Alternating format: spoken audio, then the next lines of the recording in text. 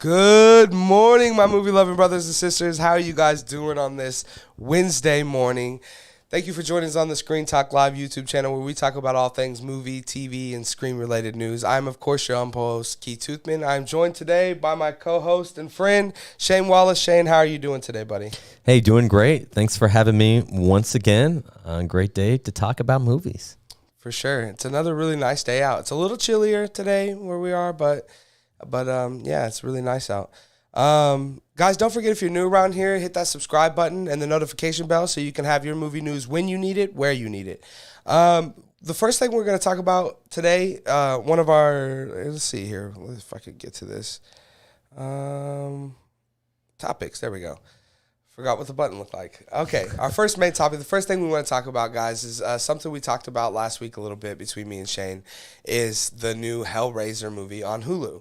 So we finally both have caught up and had a chance to see it. So we're going to kick things off with our first topic being us talking about what we thought about Hellraiser. So I'm going to go first and just say that I had a lot of fun with it. Like, I don't think it was, anything groundbreaking or brand new or just that blew me away, but I really enjoyed it a lot. I do wish they delved a little bit more into like how drug users, because the whole thing about the Cenobites, right, Shane, is that they want to go further in the human experience, right?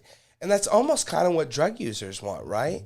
So I kind of thought they could have delved a little bit more into maybe that girl, our main character, wanting to maybe have these further experiences because drugs just wasn't enough for her anymore. But either way, I really enjoyed it. I like the rich guy kind of looking to solve this thing. You know when we first see him again and he's got the big clock thing right through his chest. My first thoughts were like, this is just kind of weird and silly. And then as it went on, I really thought it was kind of cool and unique.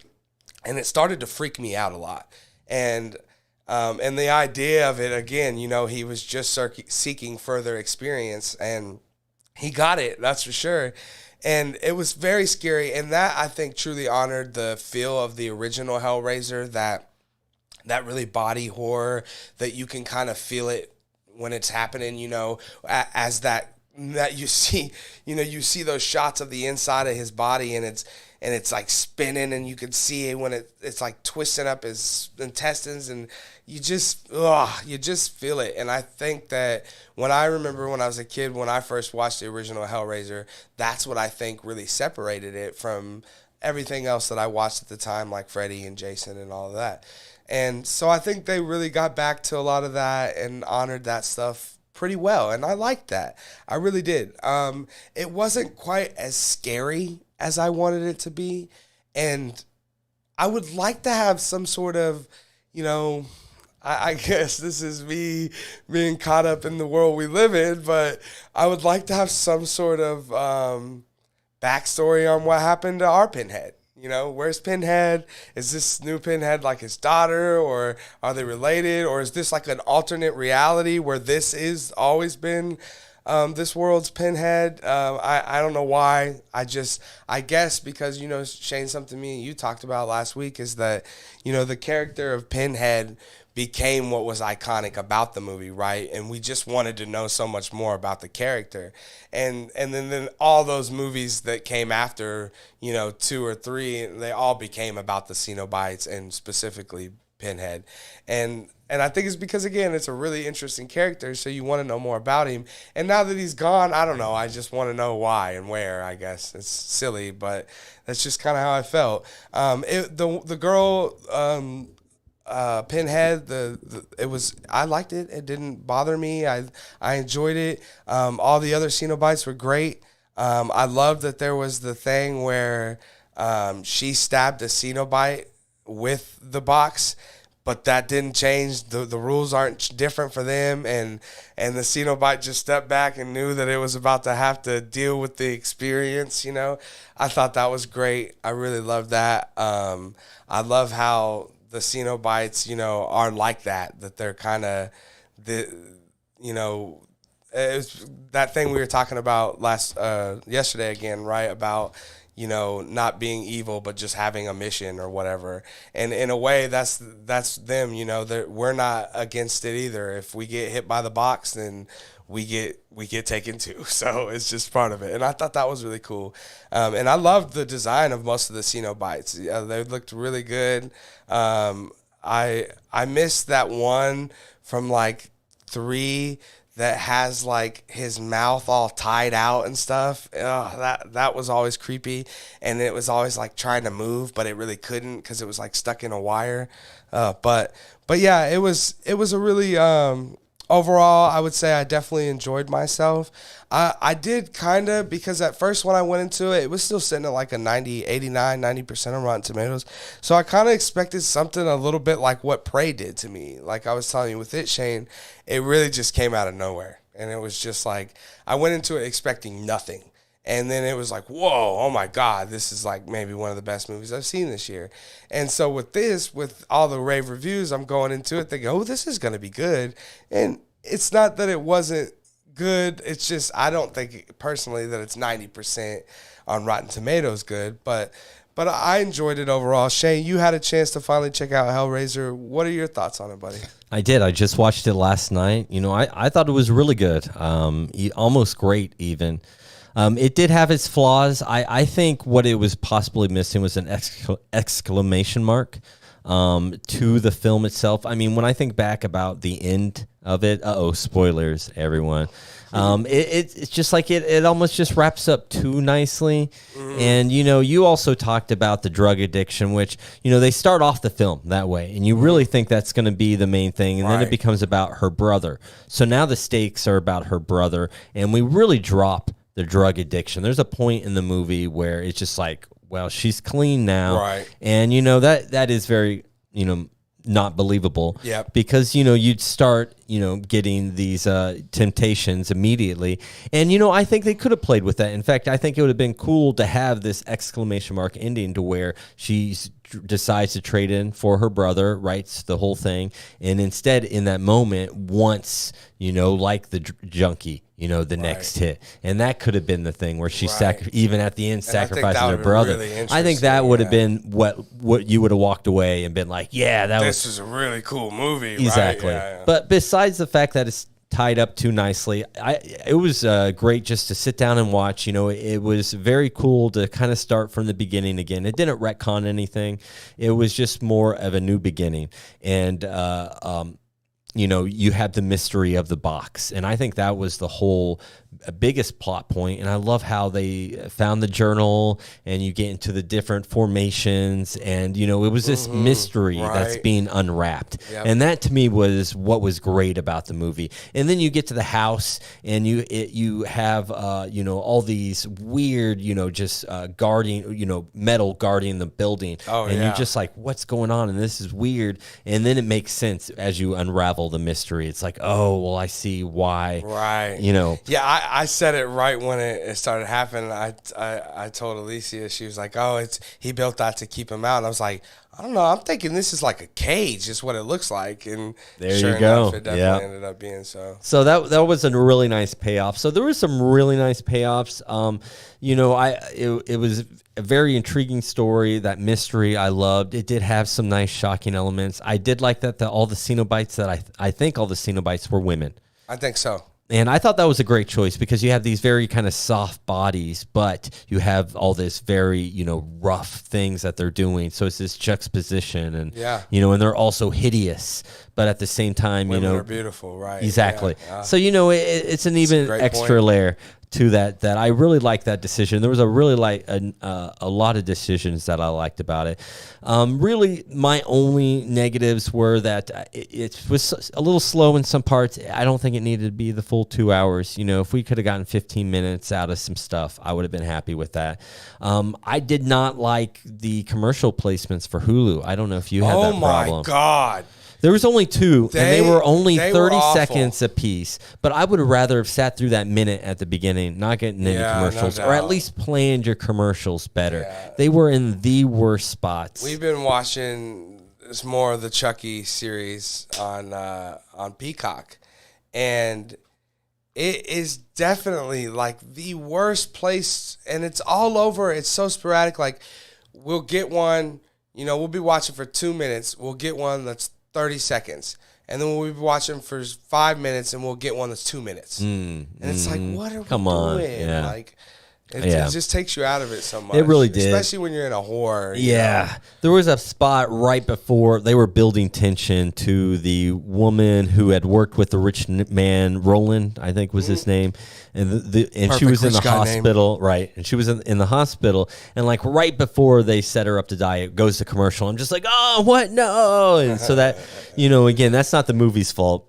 So I can't, but Hulu should have, at least had some sort of, way to program the commercials in an acceptable area. Right.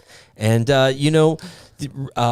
one thing I did like that I want to point out before, we can move on is I like that we only had one brief scene and shot of the Cenobites dimension.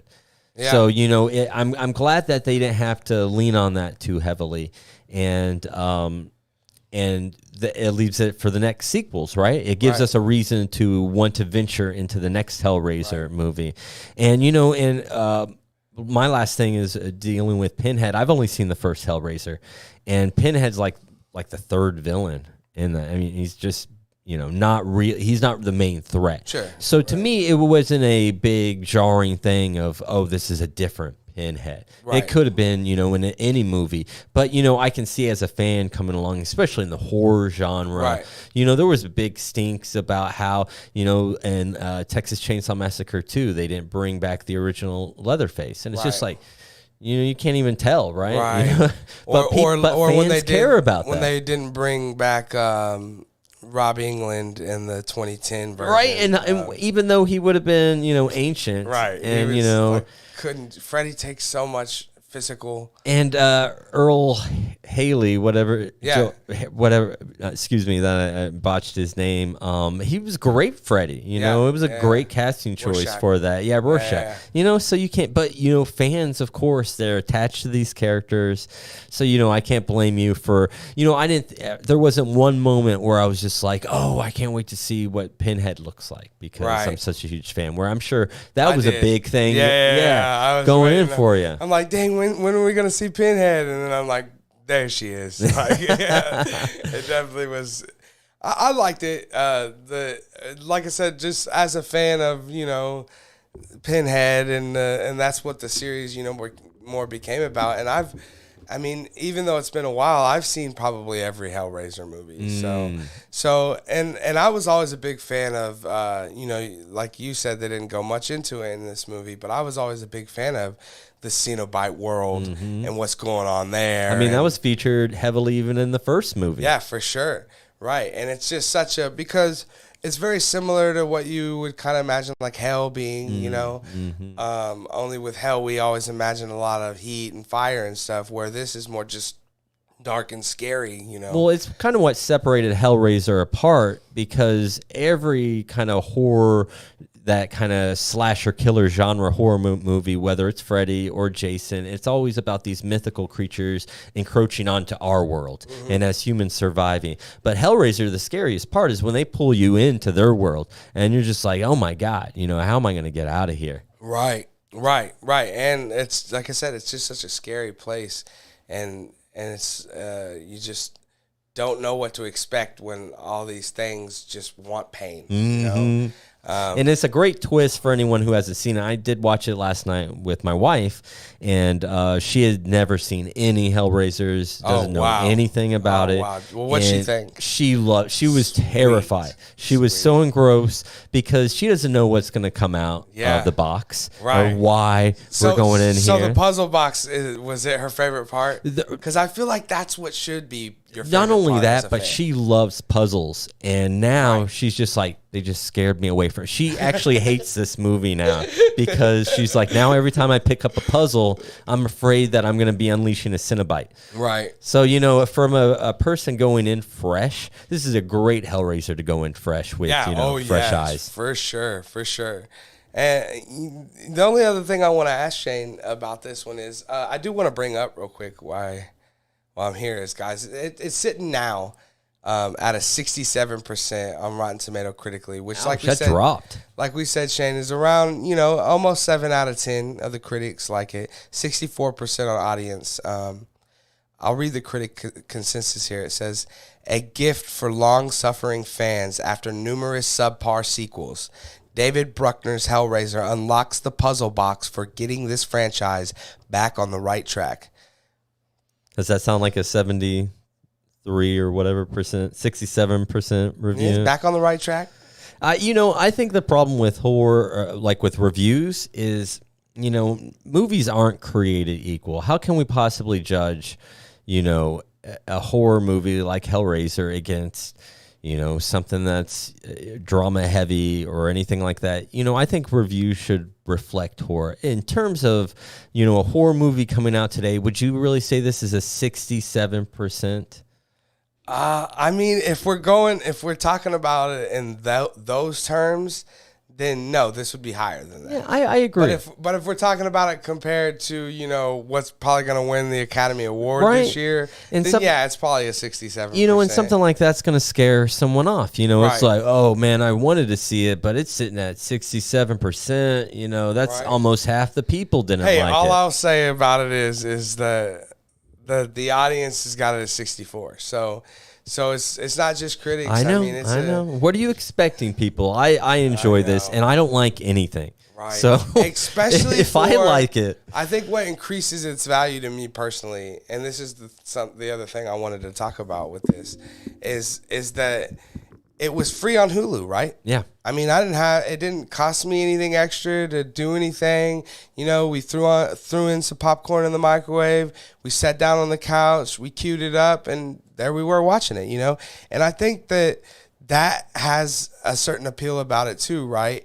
Especially again in this October month where we can just throw on a scary movie whenever. It could be daylight, oftentimes this is something I haven't mentioned, but oftentimes with me and my wife during the year, we won't watch a scary movie till night, right? Because it's got to be dark and with the setting. But in October, it's all day, all night, right? And so I think that helps. And Shane, the question I wanted to ask you is, let's say this movie did get released in theaters. Now, I think it would have a lot going for it because if we look back, if you guys haven't seen, the past couple of days we've been talking about Smile and its box office. Also last week we talked about Smile because it's topped the box office 2 weeks in a row, right? It's almost at $100 million worldwide. And we've never even heard of this, like you brought up on the show, on Monday, Shane, that this was a guy on YouTube that created a short video, had success. The studio brings him in, they make the movie. We don't know this guy or none of these things. And this thing's sitting at almost $100 million. Shane, my question to you is, if Hellraiser would have came out in theaters, let's keep under the same idea we are that Smile would be there too. Does Hellraiser top the box office? I still think Smile would top the box office. I think because Hellraiser already is established, so there's probably going to be a lot of people going, oh, another Hellraiser. Yeah. And then you also have the people like my wife who is terrified of Hellraiser because of the reputation it carries. It's this torture horror. You're going to see some stuff you probably didn't want to see. Right. And so, it has already this kind of built-in expectation of, oh man, this is beyond scary. This is, for some real horror hounds. Right. And where Smile is the unknown. It's like, well, this could be good. This could be the next, Ring or It Follows, which it sounds like it's becoming. Yeah, but in the world, in the age of, we always talk about around here, in the age of IP, Hellraiser is well known. The only thing I would say that Hellraiser has against it, or going against it for sure, is the fact that, the last 5 or 8 movies that it's had is exactly not very good. Yeah. So I think it did have that working against it. So you may be right. I think I agree that Smile probably would have topped the box office, but would it still been worth it to put this in theaters? Because I'm not sure what this cost to make, but it couldn't have been much, right?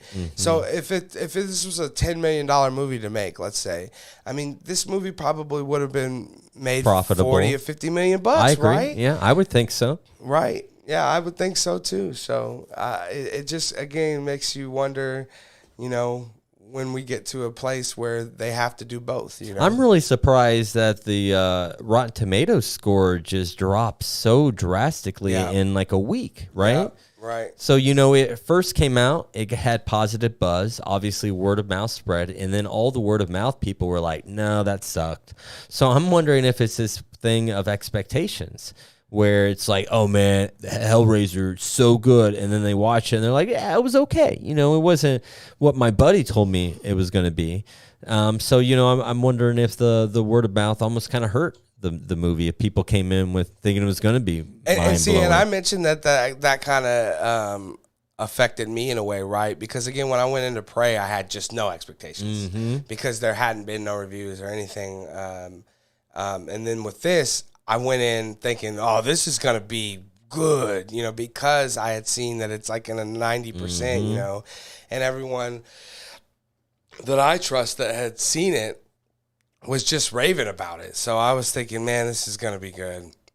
And I don't think it wasn't that it was not good, but like you said, maybe my expectations were a little bit higher. And hearing all the positive buzz. Yeah, for sure. But guys, what about you guys? Have you guys had a chance to check out the new Hellraiser on Hulu? What do you guys think? Do you like it? Is your favorite Hellraiser movie? Let us know down in the comment section what you guys are thinking about Hellraiser. Okay, guys, we're going to move on to main topic number 2 today. And main topic number 2 is, what in the hell is going on with Blade over at Marvel, right? So this is coming to us from the Hollywood Reporter, guys. And so they're pausing Blade right now amid the search of the new director. We didn't report on it, but a week or two ago, the director walked away, and there was murmurs then about the Mahershala Ali, multiple Academy Award winning Mahershala Ali, blessing to humanity Mahershala Ali. Beautiful black man, Mahershala Ali, is now upset with Marvel and is thinking, I hear that he may walk away from this project. And as we get more and more news, Shane, as this comes out, I mean, I'm feeling more and more like if I'm Mahershala Ali, I'm thinking, oh man, it may be time for me to step away from this. So again, this is coming to us from the Hollywood Reporter. So, and we're going to get in a little more about the pushbacks, but the big thing that I want to talk about today is that they've pushed back Blade, specifically in this topic. I want to talk about that they've pushed back Blade from November 3rd, 2023 to now September 6th, 2024. That's a whole, over a half of a year, It's almost a full year. It's almost a full year. And this is the maybe third or fourth time they pushed back Blade. Shane, I told you that it was, I believe, CinemaCon maybe 2018, 2019, that they, come strutting Mahershala Ali out on stage to tell us that he was going to be the MCU's new Blade. And we talked about this a little bit just before the show.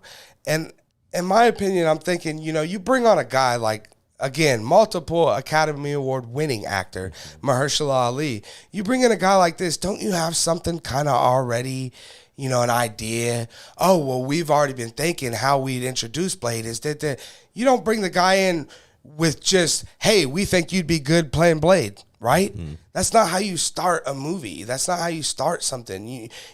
Typically we say all the time that you start with a good character, which you got Blade, right? And then you need a good story. So they should have, in my opinion, had some sort of... Oh, I guarantee you there was some sort of script or something that attracted all these people. Even like the Hellraiser we were just watching, that sat in development hell for a decade. Sure. There was multiple scripts. This is going to be the new Hellraiser. This is going to be the new Hellraiser. I bet Blade was whether it was just a treatment or a synopsis or even a full script or half a script, there was something to attract these people. But I think what's going on is the organism that is Marvel Cinematic Universe and the ever-changing mini cooks that are, and we kind of talked about this with Feige not being involved as much, so we're not having one voice kind of controlling it all. And, I feel that, the director, when he left, his reasoning was, it just seemed really kind of sketchy, just kind of a made up reason, because he doesn't leave the project. He still stays on as an executive producer, but he says that he's not able to work things out, even though they already have the cast, even though already a script, I guess, if you're casting, you got to have a script. Well, they were already in the process of doing some filming.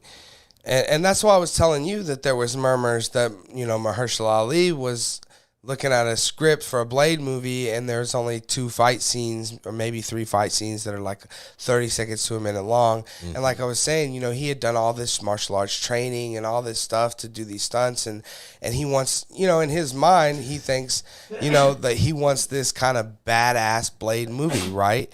And I think that's what we all kind of want, is this badass Blade movie. And the thing is I don't know if we're gonna get it, guys. I mean, with the way things are right now, with the director walking away, with them putting this on pause, and I mean, who knows when this is gonna, come back around. I mean, the thing is, guys, is I seen something from Variety this morning talking about how they already have their answer if they really wanted to Blade's director's problems, and that's the guy that directed Werewolf by Night, right? Or there's so many options, I mean, Guillermo del Toro would probably come back and direct a Blade.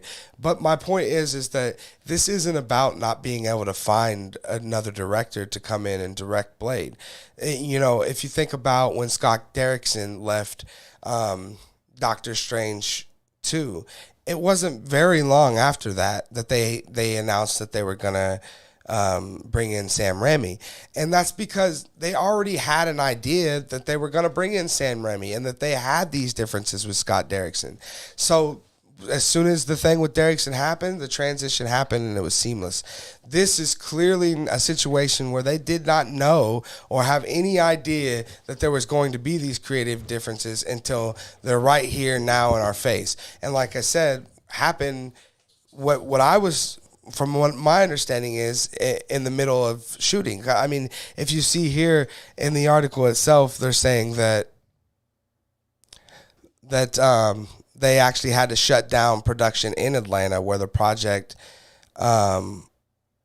where main photography would have started just here in November. Then so they were already setting things up and getting ready to start filming there, and so they had to bring all that to a halt so they could figure this thing out with their director.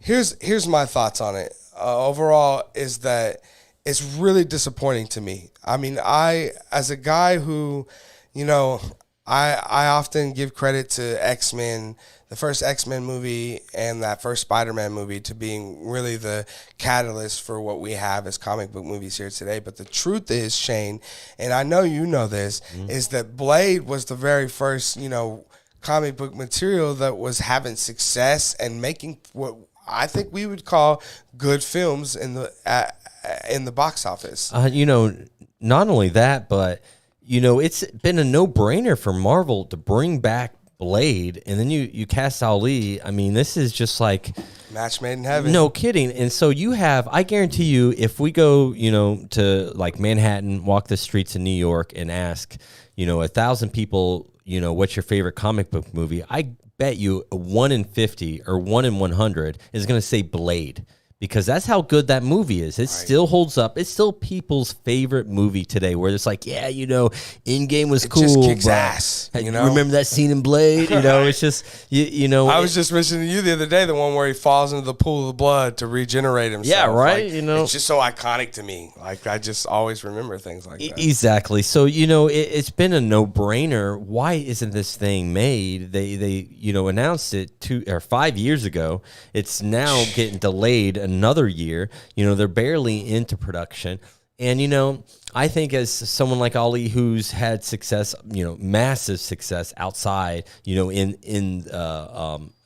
critically, the Academy Awards, and, he's obviously an artist, and he's obviously wants to do Blade because it's fun, and it'd be a great fun part, but as an artist, it's not going to fulfill him other than, hey, this is something that's going to be cool. And, when you start booting your director and you start, and this isn't the first time you mentioned it, it's becoming this kind of plug and play at Marvel. Oh, this director is upset, we'll bring in this one. And, as a artist myself, you want to cast your own film. You want to, see who your characters are and bring in your own art director and editor. But instead, they're bringing in, these professionals that, are almost like gig contract workers rather than directors and artists and auteurs. And someone like Ali, who is an artist, probably is just like, why am I sticking around for this? I don't even know who they're going to bring in. Right. I've already had all this time one-on-one with the director. We were on the same page. Now I got to start from scratch. Right. I could be making this, I could be making that. I got plenty of Oscars to win over here. Right. Let me throw this at you, Shane. When they cast Mahershala Ali, when they brought him out at CinemaCon and told us about it, he was 42 years old. Right? I mean, this guy's not getting younger. When this movie comes out, he will be 50. Mm-hmm. And he's supposed to be, half vampire. Right, so, I mean, ageless, essentially, So, I think they have a slam dunk here, and they just keep calling timeouts. And it's just like, put it in the hole, man. Just put it in the hole. Gosh. Now you're getting the crowd that's just like, come on, no guy. doubt. It's almost like Avatar 2, right? Where it's just like, And then you got your star player upset now too, right? And that's the last thing you want to do. You don't want to upset Kobe. Exactly. You don't want LeBron mad at you. You want to. That's the one thing you want to do, man. Is you want to make sure that your star is happy because he's the guy that's going to bring people in. He's what we're excited about, right? Mm-hmm. I mean, I'm just going to say this right now. If Mahershala Ali walks away from Blade, I hope they just shut down the Blade. I hope they let's be done with it. Because the truth is, to me, is that the only reason that Blade was even an idea was because Mahershala Ali was willing to do it. I mean, again, it's a match made in heaven, but you take Ali away, I don't want to see a Michael B. Jordan Blade or whatever. I don't know what That'd it be is. pretty cool. I don't care. I don't care. I don't. It'll take 10 years. Michael B. Jordan will be 65, and I don't want to see it. I don't care. I don't think Marvel has a problem just recasting and moving on, and because I don't know, showed man. this in the Marvel's past. never been in a situation like this. The fact of the matter is if Mahershala Ali walks away from this situation, they're not going to know what the hell to do. They're going to be like, what do we do here? Should we scrap it?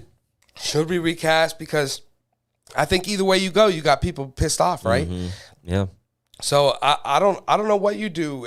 I think what you got to do right now, the main focus of Disney and Kevin Feige has got to be make sure Mahershala Ali is happy. No kidding. Do what it takes. Tell him, hey man, look, we're really sorry. We're. It's such a strange, situation though too, because the director steps away but stays on the project. I mean, an executive producer, that's not an easy job either. I mean, I can understand how demanding directing is, but, usually when you're pissed off with management, you just give him the middle finger and walk away. But in this situation, it's almost like he's just stepping aside. And so then it almost feels like, it's higher up interference as well, where, maybe they saw some dailies, they're already in production. They weren't satisfied. They want to bring in someone else. So we have no idea. And then, as an actor, as, an artist, you don't want studio involvement, and again, when you bring in a new director, I was telling you about The Offer, the TV show on Paramount Plus that I absolutely love. Half that show's about them satisfying the director by casting the people he wants. And so, you do all this work, you get this great cast, and then it just falls apart as soon as it gets made from a company like Marvel. It just, I have no idea what's going on. It just seemed very weird, because usually if there's a directing shift like this, I wasn't aware it was already in production, that they were already starting to film, and so therefore there were dailies. I'm going to have to go out on a limb and just guess that Marvel itself was dissatisfied with the director. That's probably what pissed off Ali. It was like, hey man, that's our man. That's Right, who our yeah. captain is. My captain, our I could captain, see that, yep. And hey, I got his back, and you can't treat someone like this. And so I think there's a lot of, deeper levels that we'll probably never know. Yeah, that's true. There'll always be some of that, but it's just disappointing to hear, right? Mm-hmm. Because again, like you said, it seems like you got it all, right? Mm-hmm. It's like, you got, Swish. you're down, Come it's on. just you and Chris Paul, and he's just lobbed you one at the rim. No kidding. What are you doing? Jump up there, grab it, and throw it in. It's just really simple, man.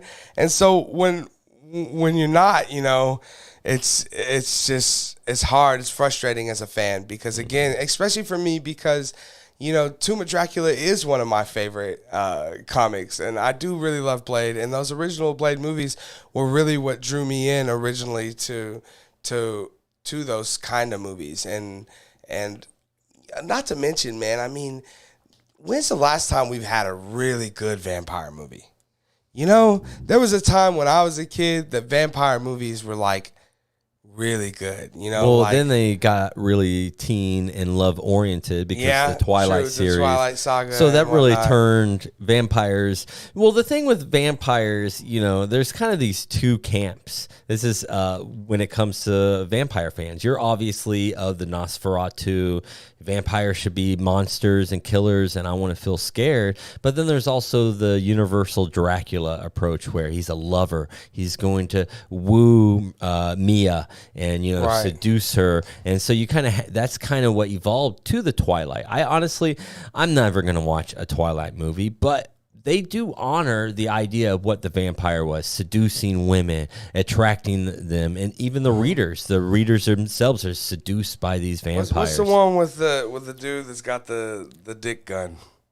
The dick guy. Yeah. And Have I seen this? yeah, it's like it was directed by somebody kind of big, like Okay. I want to say Vampire is a dick Tarantino or gun. something. Like, is it? Oh yes, you're talking about. God, I love that movie. Is it Dead by? No, that's the video game. But it's something with I don't know. because they have to survive the night. Yes, from dusk till dawn. See, like when I was a kid, Robert Rodriguez. Yes, Yeah. when I seen that movie when I was a That kid. was very cool. Oh, I remember thinking, oh, this is like the coolest thing that's ever happened to Yeah. me, man. And even like, Might be my favorite Clooney movie. yeah, and I hate Clooney. Me really. too. Yeah, and he's the one with the D Yeah, gun. that's right.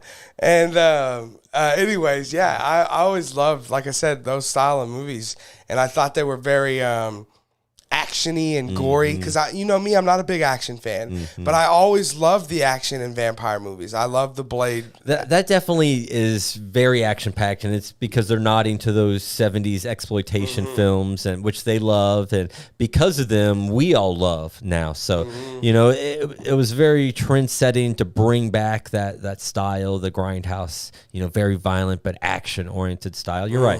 Vampires are, where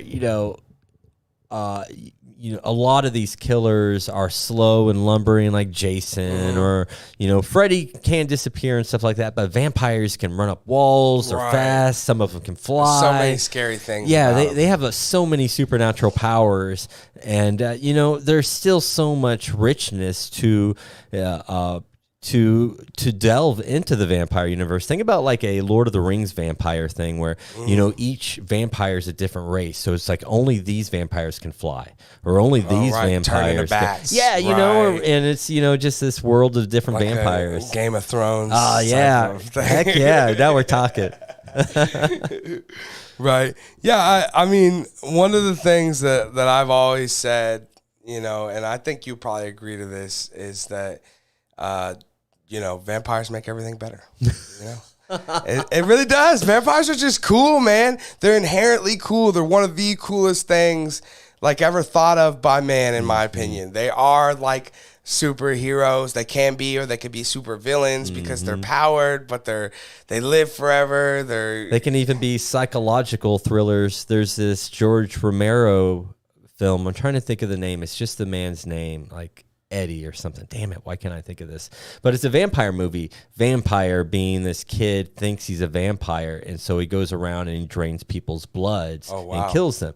And and he acts like he's nocturnal and stuff, even though he's just a regular kid. Sure. And so it's creepy like that too, where it's just like, oh man, vampires became such a lure that even us people, like you said, we love them. It makes everything better. Right. Vincent, what was the damn name of the movie? I'm gonna look it up. You can cut away from me. But yeah, I really enjoy a good vampire movie, so it would be good to see this movie, man. I really want to see Blade get made. I'm really disappointed that we're in this scenario, but hey, guys, it is what it is. And hopefully we get through this. And on the other side, we have Mahershala Ali as Blade still. Because I think at the end of the day, as fans, that's all we really care about. Like, we could give a damn, honestly, who directs this movie, I think. I mean, they could let Mahershala Ali direct it, and we'd be like, yeah, that's probably the right choice. Because we really just want Mahershala Ali to be Blade. And I think as long as that continues, then we'll be happy. And we'll just have to see where this goes. So, guys, what do you guys think? Have you heard this news about Blade being pushed almost a whole nother year? The director walking away, Mahershala Ali maybe, not so happy with the situation? Let us know down in the comment section below, guys, what you guys think. So, guys, we're going to move on to our third and final main topic today, and that's going to be that Marvel has pushed back a ton of movies on their slate, guys. And this is going to come to us from Collider. Possibly. Here we go. So, it looks like Deadpool, Fantastic Four, as we already just talked about Blade being pushed back, and Avengers Secret Wars as well. So, I said this, I was telling you, Shane, that when this news came out at D23 that we were going to have 2 Avengers movies basically less than a year apart and all these other things, I remember immediately when it was over thinking, this is never going to happen, and I hate that they do this to us. Because the truth is, they're just throwing shit to the wall and hoping it sticks, because they had no idea. All they knew is that these movies were what they were probably going to be putting into production. And like I was telling Shane, that's probably where they should have just left it. Hey, we're in the works on a Secret Wars. Mm-hmm. We'll let you know more about a date soon. We didn't need these fabricated dates. That's what they became, right? I mean, because D23 was what, guys, a month ago? So in a month's time, you've already pushed back these movies, in Blade's case, again, almost a whole year. But yeah, so let's see here. Let's dig into this article a little bit. Disney has made some significant changes to its release date schedule, including pushing back some major titles from Marvel Studios. Earlier today, reports came out that productions are being halted on Mahershala Ali's Blade. Of course, we just talked about that. But Ryan Reynolds' Untitled Deadpool 3 has now been pushed back to November 8th, 2024.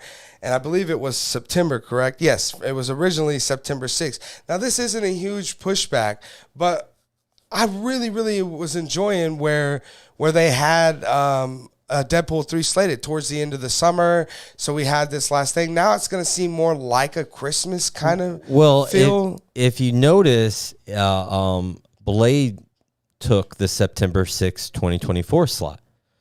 So that's why Deadpool's getting pushed back, is because Blade got pushed back. So that's pushing back because they don't want them competing against each other. Right. So yeah, Blade's just had this ripple effect that's now pushing back everything back. Right. But you're right. I think Deadpool, you're right. Into the summer. Right. Come on. Got back to school. Exactly. Right. So, you got all these young kids now going to school. What do you want to do? Well, Deadpool movies out. Right. I think that's a perfect landing spot. And, I think they want Deadpool to have the nothing competing with it. You could see that they put it November to give Blade some breathing room, and then starting in November, Deadpool can ride out for the rest of the year. Right. Because honestly, when I saw the Blade release date was September 6th, I was like, that's cool. But what about later in September when we're starting to feel the fall and the horror spirit? Right. And, towards October, right? Yeah, and I was really surprised. And I wouldn't be surprised, Shane, if it doesn't get pushed again. Which, again, will probably disrupt Deadpool. Yep. And we already, Fantastic Four, to me, which is funny because, they've had all these problems with Fantastic Four, so they decide to push it back. Well, then why even give us a new date? because you're probably going to end up. I mean, so now you're going to foresee nothing else is going to stop us. Right. You know, guys, we've been waiting on Fantastic Four news for freaking years now. We got nothing. We don't know who's in it. We don't know what it's about. We don't know anything. Mm-hmm. And yet, here's some more news for you. Wait longer. Well, you know, honestly, it's working out in Fantastic Four's favor because, you know, the appeal to Fantastic Four, the comic book at the time, it was better, you know, at the time, better selling than Spider-Man or Hulk or, you know, even in the Avengers, you know, it was Fantastic Four. People wanted that. And it was the atomic age, you know, so you had all this atomic fear. Well, you know, when the other Fantastic Four movies came around, none of us were talking about nuclear war, right? The atomic age seemed to be over. Well, now that's back in the news. Right. You know, so the more they're waiting, they're probably waiting for the mushroom cloud now at this point. They're like, all right, now we're green lighting this thing. Yeah, the Fantastic 4 more years. Yeah, nice. Right. Nicely done. It's terrible. It's terrible. I don't want to wait until February, just so we're clear, as it states here. Again, this is from Collider. I don't want to wait until February 14th to see. Isn't that Michael Jordan's birthday? I'm busy that day. Wait, is that Valentine's Day? Yeah, that's Valentine's Day. Go see I'm busy. Fantastic Four. That's where Deadpool should be. Yeah, that's when romantic comedies come out, you know. Right. But yeah, so anyway, Fantastic Four, like I said, it's pushed to February 14th, 2025 now, which again is just so crazy considering they told us about it, you know, around the same time they told us about Blades, Mahershala Ali being Blade. So what's crazy with this Marvel schedule and how they make these announcements, you know, if you ask me, you know, what's my life personally going to be like in 2 years or 3 years or 5 years? I mean, you may be dead. I mean, right? There's so much up in the air, but I can tell you Marvel's schedule. Like, I'm going to be in line grabbing tickets for, you know, Secret Wars. You know, it's like that's the one definite in our lives are these Marvel release dates. You know, just why don't you just give us an abstract, you know, coming in 2024, you know, then you don't have to give us a certain, because then, you know, I guess we need something to talk about. So I guess it's probably a good thing they keep announcing these dates. Yeah, it's true. I mean, we as fans especially want to know everything, anything. Give us anything to keep us, you know, chomping at the bit to want more. But yeah. So then, as you were just saying, Secret Wars now too is I believe another one that's being pushed back, which will now be premiering on May 1st, 2026. As for now, and it was, I'm sorry. It was originally November 7th, 2025. But the Avengers Kang Dynasty movie that's scheduled to come out has remained at its current slot, which was May 2nd, 2025. So now you'll have 2 Avengers movies coming out, one May 2nd and one November 7th in the same year. Crazy. Let me ask you this, Shane. They didn't even do that for Endgame. You think that's going to stay like it is? Probably not. Honestly, hell no, it's not. Is there enough CG studio houses to facilitate all these Marvel movies coming out? I don't know, man. At the same time? I've been hearing stuff that there isn't, and there hasn't been, and that's why, like with Spider-Man, No Way Home, the most newest one, when they brought back Tobey Maguire and Andrew Garfield and did like a Spider-Verse kind of thing. Up until like the last 2 weeks, like they were working on it. Right before it came out. And then once it came out, within the first month, they had put out like 4 different versions because they had kept editing and were fixing things and stuff. It's almost like video games now, where you get the debug. Yeah, right. Like, we're getting like, I know. We're the testers. Yeah. we're basically screening this. Hulk coming soon. There's just a part of the green screen, and it just has text, Hulk inserted later. Right. Oh, that's going to look dope when Hulk's in there. Right. And also something that's not listed in here is that there was an Untitled Marvel movie slated for, I believe, November 2025 that they just completely did away with. And I think we know what it was about? It was like on the hush hush, you know, like it wasn't. And I think, as we were talking a little bit about yesterday, Shane, about the potential to be a World War Hulk movie, that I was saying that I think they've decided to turn into a series instead. And that could have been and that I think spot. that could be it, is that I like that. that may be World War Hulk. But we'll find out more about that, guys, later tonight. Make sure you stick around for our open spoiler pregame discussion where we're going to talk about all things She-Hulk, Hulk, Daredevil, Abomination, all those crazy things. And I'm super excited for that. I heard you guys are going to dress up as those characters and then wrestle in this room to kind of figure out who would win in that fight. I mean, if we had more room, I'd be down. I just don't think we got the room for it. If we can get somebody to super chat in like $2,000. There we go. All right, someone out there. It's up to you guys. Could it be you? Right. But guys, have you guys had a chance? What are you guys' thoughts about all this stuff? As a fan, I just want to say one more time, this sucks, man. Especially when, like you said, Shane, it seems that it's coming from one movie. One movie is now causing this kind of domino effect, and it just kind of blows. And again, it makes you wonder, what happens a month from now when Mahershala Ali walks away, and then they have to just take Blade off the slate. Does everything go back to where it was? No kidding. Oh, no, Deadpool is September 6th. Yeah, right. And so you just don't know how these things go. So as a fan, it's hard to even trust any of these dates. Like, I trust that they are working on these movies and that most likely we are going to get them. And there may be those rare cases like Blade that we may not get something, but I think most likely we'll get them. But again, don't give us a date until, we're a year, maybe 2 years out, We don't need a date. And Shane, it's 2022.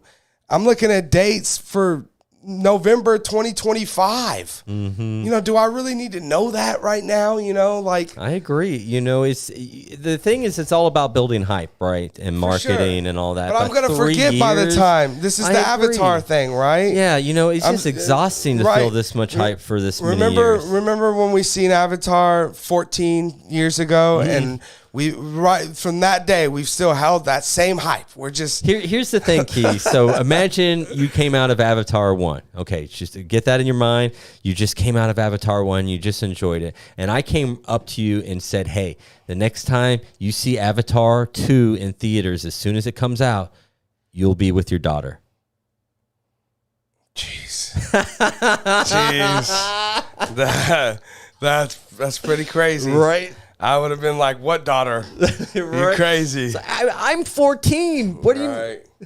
Yeah, and by the time... You mean I'm going to score? By the time the third one's out, I'll be with my grandkid. Yeah. It's a generational thing. Right. Amazing. You pass it down. I love it. Yeah, we're watching it. We're like in a theater, but there's a virtual reality on us. That's like how That's the new Cameron thing. I seen this thing.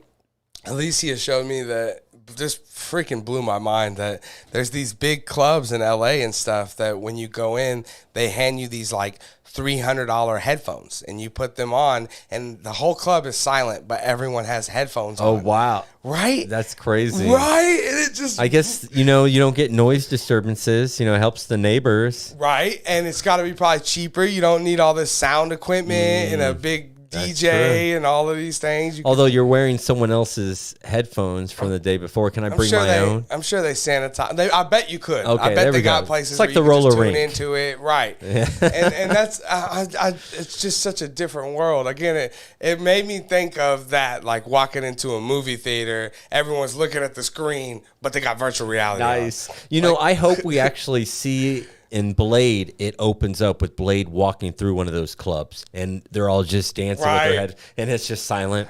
That's brilliant. Yeah, it would make for some good filmmaking stuff. Yeah, I had actually, when we were watching the Chucky series, they had like these middle schoolers had a party and they were all wearing headphones. And I was like, what a bunch of weirdos. And that's when she told me, she's like, no, that's like the thing to do now. Like big clubs are doing that. Like, and I'm like, what? Yeah, you're the old guy now going, when I was your age. We had boom boxes, Right. and tape decks. Big speakers so big that your head vibrated. Yeah. you know? Oh, I hated that. Like my buddy pulled me into his car. It's like, oh, you'll feel your skin shake. But it was part of the I would do experience, that. at one of those places. Just everything was just so loud, and headphones kind of scare me too. Like, what if someone's coming up behind you or beside you, and it's harder to have that spatial reasoning without. Anyways, guys, what do you guys think? Like I said about this news with Marvel pushing everything back, it's really disappointing. Like I said, as a fan, and hopefully we still get Blade. Hopefully these things don't get pushed back again. But we're still excited to see all these things come out, of course. So let us know down in the comment section below what you guys are thinking. Shane, do we have any questions today? Yeah, we are lit up with the Marvel talk, and they all want to know, starting off from Mad Making Mind Productions, what's the best Marvel movie ever? Either cinematic universe or otherwise. So everything is on the table. Ooh, the best ever. The best ever.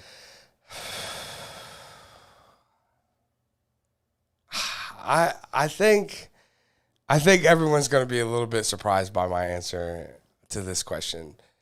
But for me, like what I want to say, I think I got to give two answers here, right? Like always. I got to give what I think is the best movie and then what I think is my favorite. Oh, yeah. They're two different questions. I do think that my favorite is real close to being the best to me. But it's just not quite there. The best, I think, Marvel movie ever made is probably Iron Man 1.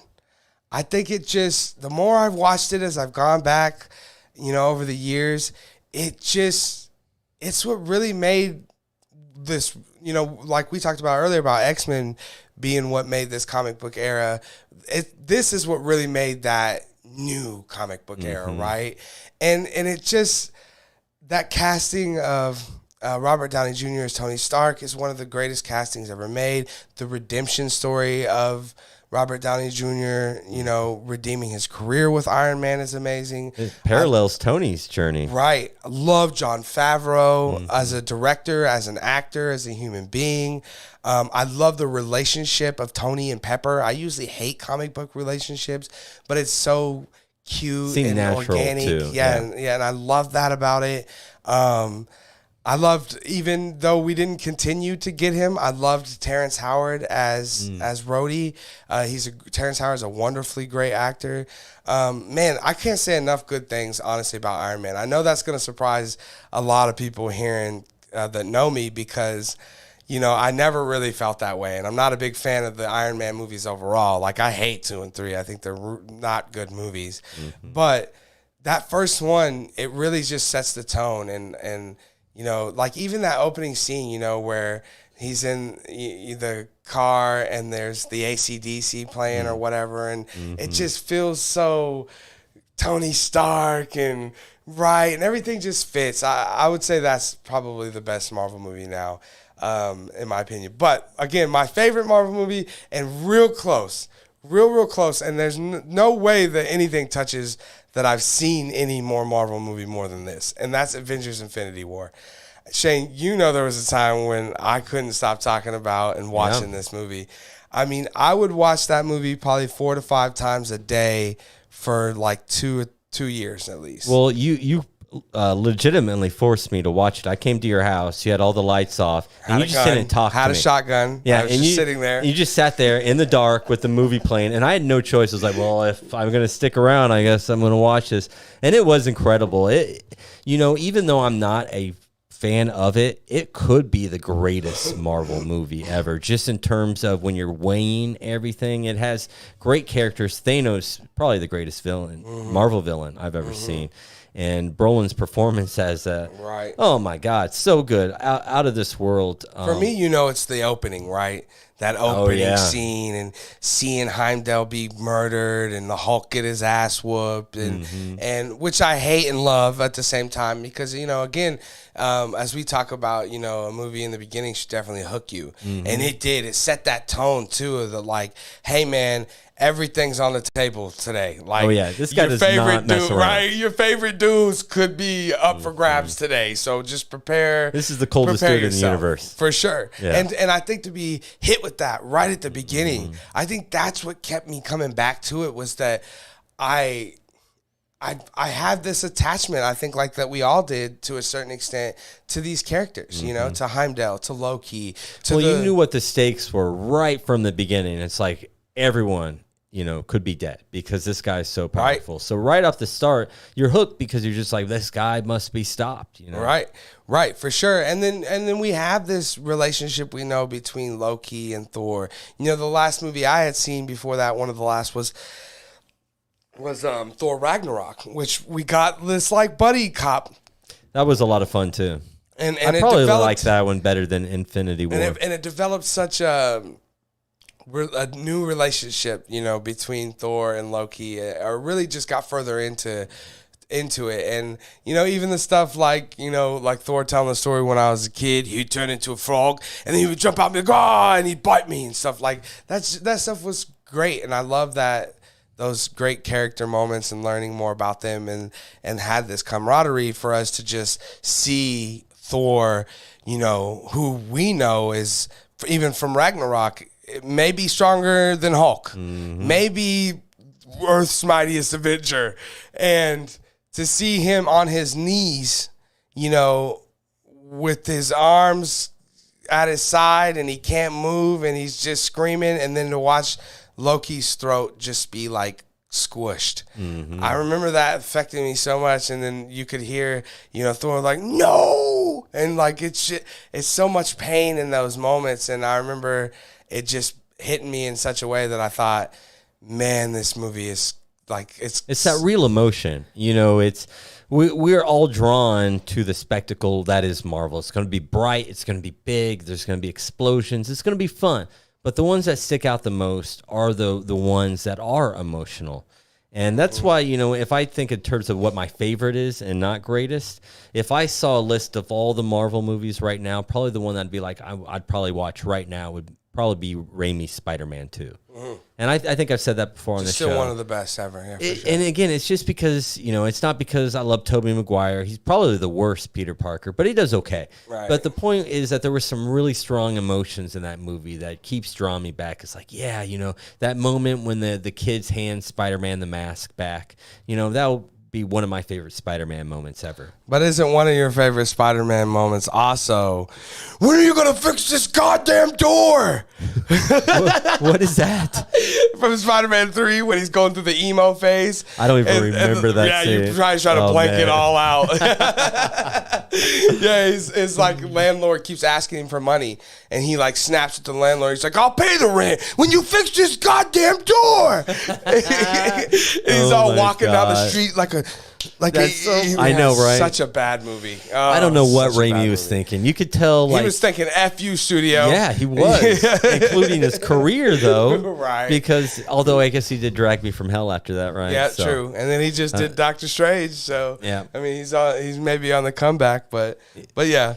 The samey sans. What's your so that's your favorite? What do you think? Do you think that's the best? The greatest ever might be Infinity War or Iron Man. I would agree with your two choices. Awesome. Like if you were judging them all based on their merits and their filmmaking, it probably would be one of those two. Right. Yeah, Lily Ali's saying in the chat that she likes Infinity War a lot and Ragnarok. Not saying they're the best, but they're her favorite. Listen, I really love Ragnarok. You guys know how much I love Hulk, and I think that's like that movie should have been called Planet Hulk, but we couldn't call it Planet Hulk, right? Because we didn't have the rights to do so at the time. But it really did feel like kind of a Hulk movie. Like it was kind of... That might be what deters me, because it's supposed to be a Thor movie, right? Right, for sure. But I love that we got that, because it was kind of this, buddy thing, and... I will say this. The thing that I will say about Ragnarok is that it is the movie that sold me on the MCU. I remember when we met Shane, I don't know if you remember this or not, but you spent weeks and months trying to get me to watch Marvel movies. Oh, I know. I can't believe here we are years later. Iron Man, right? Yeah. And then now here we are. You don't want to watch any of them, and I want to watch them all. Well, when that really changed for me was when I went and seen Thor Ragnarok. I remember after seeing that, I remember thinking, oh, this thing is awesome. I would watch any of these movies. Mm-hmm. And ever since then is when I really, really got into it. But yeah, what other questions do we got going on? Well, Mad Making Mind also wanted to know what Marvel movie coming that you are looking forward to see the most. Okay, so I know it hasn't been announced, but I do know that it is coming. I can't say inside info. I can't say how I know or verify anything. All I can say is that there will be a Wolverine movie that will be made. And it is what I'm the most excited for. There also will be a video game that has been announced, and I know you guys know about, that comes, I believe, in 2025. And it looks awesome. There's been a trailer for it. And I don't know if it's called Logan or Wolverine, but it will coincide with a film. I promise you that. And I'm super stoked. I can't wait to see. Shane, I know Wolverine is one of your favorite characters, but I think Wolverine is one of my favorite on-screen characters that Marvel's done. I mean, Hugh Jackman, man, as Wolverine has always been one of my favorites. You know, it was just like 2 years ago that I finally went back and I watched the Japanese Wolverine film. Loved it. Yeah. Absolutely loved it. I thought it was great until the Silver Samurai stuff. I loved all of it. I even liked the Silver Samurai stuff. I couldn't believe that I hadn't seen that film. You know, it's because there was that first one, right? Yes. Yeah. And there was that. Although that first one has one of my very favorite in any Marvel, maybe comic book movie. It's probably one of my top, 50 favorite openings for any type of superhero film or any film is that opening with him and Sabretooth running through the years. And that was spectacular. So it had potential, and then it just fell apart, especially when she gets to Deadpool. And you try to turn Deadpool into Wolverine, kind of like he's got his own claw. And you just want Wolverine to fight Wolverine. I thought he was a Cenobite. Right, no doubt. Yeah, knowing Deadpool, he does want to further the experience, that's for sure. There's probably not enough pain out there for Deadpool, but yeah, I would say that that's what I'm looking forward to the most is Wolverine if it's coming. What about you, Shane? So Marvel movie that's coming, so I have to know it's coming? Yes. Okay. I can't say X-Men. X-Men's coming. Is it coming? Yeah. I can't wait to see Marvel's X-Men. How can we not? There's a lot of talk about it not being called X-Men because, that's... Well, what would you call it then? The mutants? X-people. X-people. Oh, because... Yeah. I see. I know. Okay. I'm not going to have an opinion on that today. Right. X-people. X-bros. Yeah, no. X-dudes. Nope. I don't know. Yeah. No. I guess just X-mutants. Charles Xavier's X's. It could be X-mutants. It could just be X-mutants. I wouldn't have a problem with that. I mean, if it's offending people. I mean, the thing is, it's all inclusive. Yeah, the right. X-Men are. Sure. I mean, a name is just a name. I heard another pundit that I'm a huge fan of, and he said, X-Men like human. Yeah, there you right? go. It isn't like man or woman. Yeah. It's like human. And we all are humans, men or women, that's right? what appealed to me about the X-Men comics growing up, is that they were so inclusive that even someone like me could be an X-Men. Right. Because, it didn't matter who you were. It didn't matter what part of the world, the country, they accepted everyone as long as you wanted to be a good person. And, it's too bad that with that spirit that book has, that it's becoming under attack. So right, especially considering that Xavier and Magneto are supposed to be like Martin Luther King and Malcolm X. Yeah. So it's like Anyways, I know it gets deep, man. Yeah, for sure. What other questions we got? All right, we have one from Low Key Auto Sales that says favorite actor. Okay, this is an easy one for me. Jonah Hill. Wow, okay. Jonah Hill is my favorite actor. I think Jonah Hill is in the top 3 actors on the planet, too. Every time I see him, I have a good time, even when the movies aren't good. I'll give you an example of that.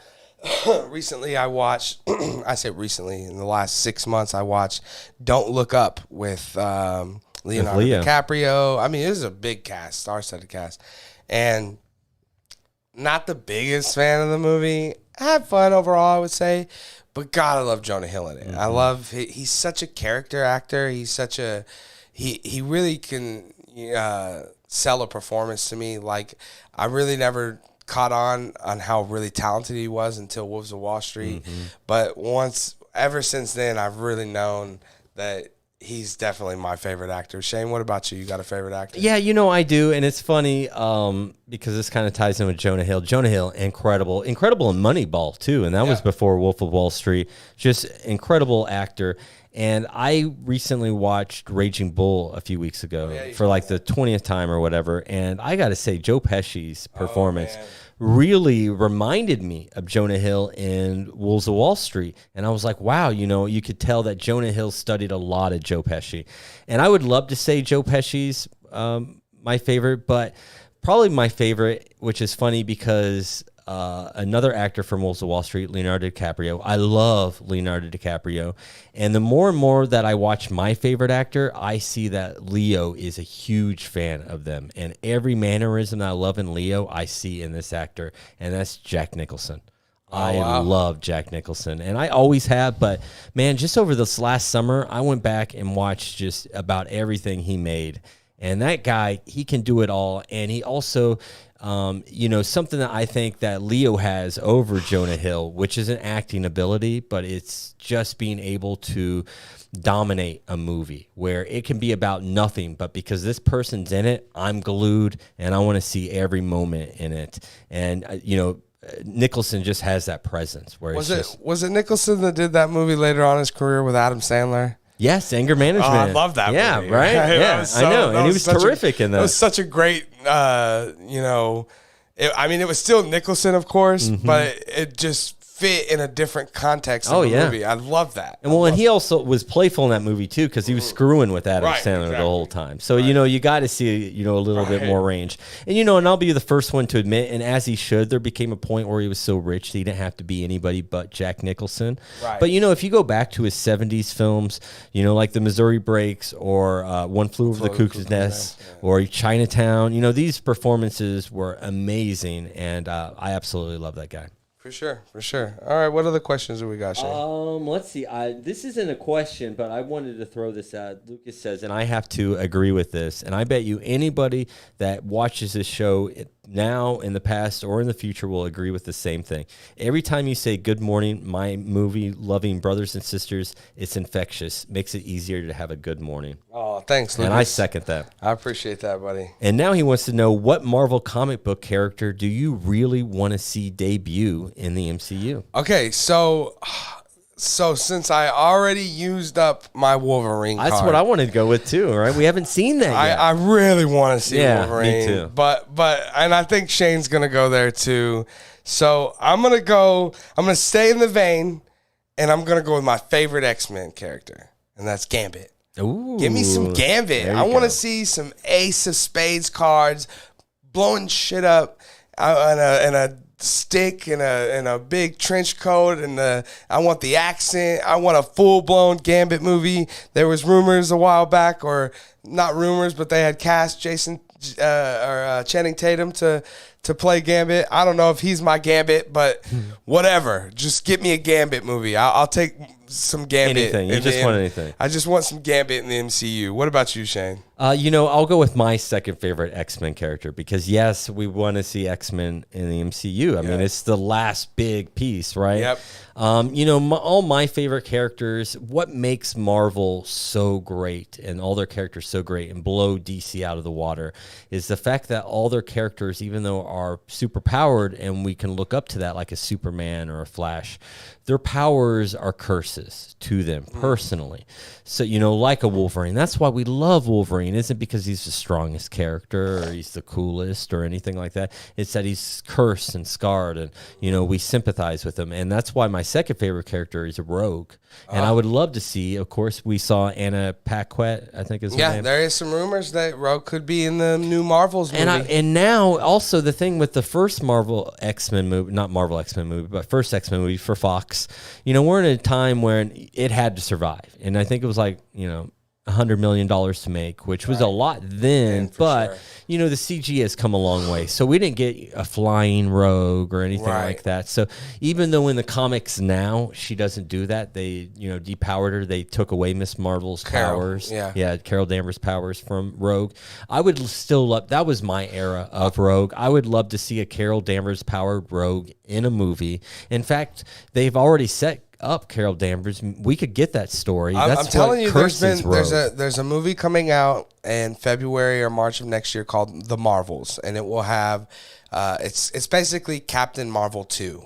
Okay. Is basically what it is. And there's rumors that that Carol has been, what happens, I think you explained this to me in the comics, about the comics. At some point, Rogue kind of sucks Carol's inside of her completely absorbs her. Yeah. Thank you, and her psyche and her powers, and has the ability to use her powers and stuff like that. And I think we could see, maybe there's been rumors that maybe that's something that happens in this movie. So that'd be awesome to see. That would be really cool. Yeah, I mean, of all the things you've told me comic book, that was one of the most interesting stories that you'd ever told me about. It was very intriguing.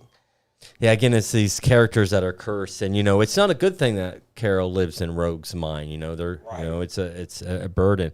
Let's see, and She-Hulk tonight. There will be a She-Hulk pre-show tonight. Yeah, She-Hulk tonight, guys. So make sure you come back and join us. We'll probably go live at midnight, talk for a couple hours, check it out, and maybe jump back on and talk about it some more. If not, we'll definitely get around to it in the morning. So make sure you guys join us for the She-Hulk pregame show tonight for sure. That's going to be cool. Yeah. And Lucas also wants to know, he's heard that John Wick director expressed interest in directing Blade. What's your opinion on that? My real opinion on that is, fuck yeah! Are you kidding me? Why? Sounds like a no-brainer. Are we just gonna sit around and talk about it? That's what my opinion is. Get it done, Marvel. What are we doing? I mean, that would be a great, first of all, if the dude wants to do it, I mean, this is like X actor, X role, it's like when you hear like, Danny DeVito wants to play the Penguin again. Of course he does. I mean, he wants to be in movies and make money. So, so of course, this guy wants to direct something, but this, I can't remember the director's name of John Wick, but that guy is got a lot going on, as we know. He can make whatever the hell he wants. He's got one coming right out this December. Right, exactly. That looks awesome. So that guy could do whatever the hell he wants. As far as I'm concerned, then you got a lot of the gun fu, which you could implement into Blade. He could be this badass gun martial artist too.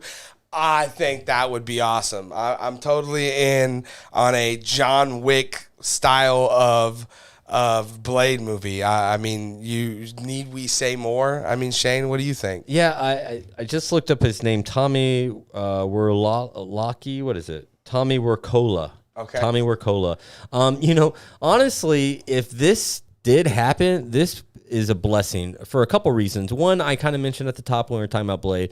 It's tough coming in as a director, just being handed the reins when you've had nothing to do with anything. And all you have to do now is say, point the camera. Yeah, action. And so now you have a great director who wants to be put in this situation and leave his mark. And also, I think that the appeal to his movies and why his movies are so successful is because they're genre bending. He plays a lot with different types of genres all in one movie. That's what Blade is. Yeah. It's just a match made in heaven. He's over there going, I get to do a kung fu vampire action horror. I got two-time Academy Award-winning actor Mahershala Ali. And I don't have to suck anyone off for this. Right, no doubt. Hey, look, I also think, I just want to say that I think that Marvel has to kind of splash with this, right? It can't just be, tomorrow it's John David's. what? I don't know, John Davis.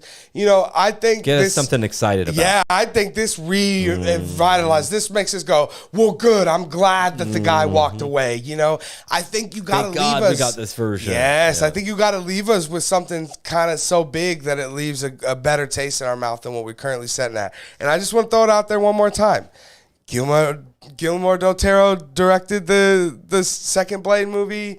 And it's the best Blade movie ever made, in my opinion. And now he's a big-time director, and that would be a huge get for him. Right, and if they announced that today, we as fans would be just beside it. We'd be like, oh my God, this is awesome. Hopefully they bring Wesley Snipes in for a small cameo. So, why not? You know, right? We were just talking about that earlier. You know, it's just we need more Wesley Snipes. Yeah, right. We definitely need more Wesley Snipes. As long as he keeps paying his taxes. And, you know. Hey, even if he's not, why should the world be deprived of Wesley Snipes? Of more Wesley Snipes. Yeah, exactly. We get like it's just like a prison movie. It's like The Green Mile because he can't leave. Look, if we're still getting Woody Allen movies and we're still getting Polanski movies. We'll just get French Wesley Snipes movies. Well, that's what he needs to do. Yeah, he needs to get a hold of Woody Allen and Roman Polanski, and they need to throw him a bone, man. Wow, that has Oscar winner written all over it right for there. Sure, best director, best picture, just take it all. That's right. Nobody's there to collect nothing. There's just 10 trophies sitting on stands. Nobody can attend this show. It just goes to the families that they hurt. It's going to charity. Yeah, right. And all the people that have been wronged. Yep. Oh, what else do we got? That's our last question, I believe. Awesome. I see that Lily Ali says her favorite actor is Leonardo DiCaprio. Heck yeah. And Zoe Saldana. We all love Leo here, right? And Zoe Saldana is one of the greatest actresses of all time. She has multiple movies. I mean, she's the co-star of Avatar. Okay. #1 selling movie of all time. She's Gamora in Avengers Endgame. #2 selling movie of all time. She's Gamora in Infinity War. #3 movie selling of all time. So her name, Zoe Saldana, right? Zoe Saldana is one of the best actors to ever walk the face of the planet, and of course, she's so beautiful. So, if we're talking actresses, I'll go with one that's also been in a Marvel movie, and that's Kate Blanchett, right? Yeah. She has something out right now. I can't remember what it is, but we have to check it out. Check out the trailer whenever we get done here. Lily Ali also says Denzel Washington and his son. Hey, you know, I've never been the biggest Denzel fan. Like, I don't think he's a bad actor or anything. Like, I love some stuff. Like, I like The Book of Eli. Am I pointing the right way? Yeah, right. Nope, it's the other way. I like The Book of Eli. I recently went back and watched this movie where he's like a drunk flight pilot. Yeah, I thought that was pretty good. It wasn't really my, jam or anything, but I thought the performance was great. But man, just never been the biggest Denzel fan. I don't know why. Now I will say this: he is a national treasure. Everything he does is so good. I will say this: I'm a huge fan of John David Washington, his son. He is, I think, a really talented actor, and he has that kind of a little bit of a look of Denzel, and he always reminds me of Denzel when I see him. I don't think he's as great as Denzel is yet, but I think he has a lot of potential too. I think it's also, what's been offered. Denzel's had, just a storybook career in the parts that he's been able to play. I mean, there's rumors that Denzel has been offered Magneto and that he will be our new Magneto. And seriously. Yeah, and dang good casting choice. Right? I thank God. I mean, that would be amazing. Stan Lee is somewhere going. Yeah, right. They finally heard us. Right. We did it, people. Yeah. We did it. So, yeah, and then Juan Carlos Esposito, I don't know if you know who that is. He plays the bad dude in Breaking Bad. He plays even like the bad dude in like the new Far Cry game. Like he's the bad dude and everything. Okay. He's been rumored to be Charles Xavier. Okay. So very would cool. Be a really cool. I'm sure he's loving that too because he doesn't want to be the bad guy anymore. Right, exactly. He doesn't have to be Magneto, and Denzel's loving it because he gets to be Magneto. This is Robert what's his face's Lighthouse, where he can prove to the world Robert Pattinson. Robert Pattinson. Eggers. No, Robert Pattinson, the actor. Yeah, where he proves to everyone's like, I'm not just some teeny bopper Vampire. Right. I can act, everyone. Right. And what's Denzel got going on these days? I haven't seen besides. He's probably 60, 70 years old. He doesn't need anything. He's a perfect going Magneto. On, right? Besides that movie we watched recently, Macbeth. Right. I mean, we haven't really seen him in anything. And he was nominated for Academy Award for that. He was great in it. I mean, also that movie was gorgeous. Alicia brings up Idris Elba. I love Idris Elba. He's not a great act like in the upper echelon, but I love seeing him and everything. There you go. I mean, that's a lot of appeal to actors, though. Sometimes they don't even need to be a great actor for us to fall in love with them. It's just something that, something about him. Yeah, sometimes it's just charisma. Got that thing. Yeah, like The Rock, right? Well, though, he's become a good actor, though. But but when you look back, it was definitely, it's like, oh, we love The Rock. He was always a great performer. Yes. But he was not always a great actor. He didn't have the range like he does now. Yeah. And, I would say same with John Cena. Yes. As well. And now when I see him, you see Peacemaker, and my God. I mean, you're just like, holy cow, this guys, guy. If you haven't seen Peacemaker, have you finally checked Peacemaker out? I haven't finished it. God, it's so good. But I did start it. I did start it. And she also brings up Zendaya. I love Zendaya. You haven't seen She's going crazy. She's all like... You haven't seen any Euphoria yet, Shane. I haven't seen Euphoria. God, Zendaya is so great. I mean, all the actors and actresses in that show. That's what you tell me. And it does look gorgeous. Yeah, once season 3 comes out, we'll have to... If it does, we'll have to go back and I forget the guy that makes that. I know we know who he is.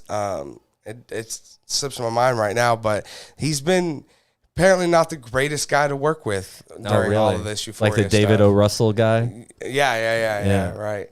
But yeah. So, anyways, guys, it looks like that's it, man. So we appreciate you guys jumping in the chat and chatting along with us, throwing in some questions, and we appreciate you guys being here, of course. It's been another really fun day.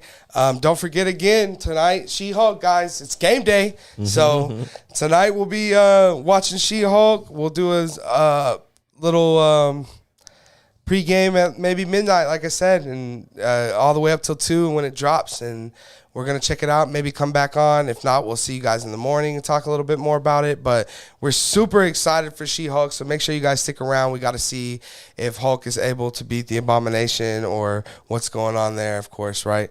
And other than that, Shane, you've been my co-host today. Thanks so much, and I'll see you next week. Yeah, for sure. I will see you again on Monday. Again, guys, thanks for joining us. If you haven't yet, hit that subscribe button and the notification bell. And we'll see you guys here tomorrow. You guys have a good one.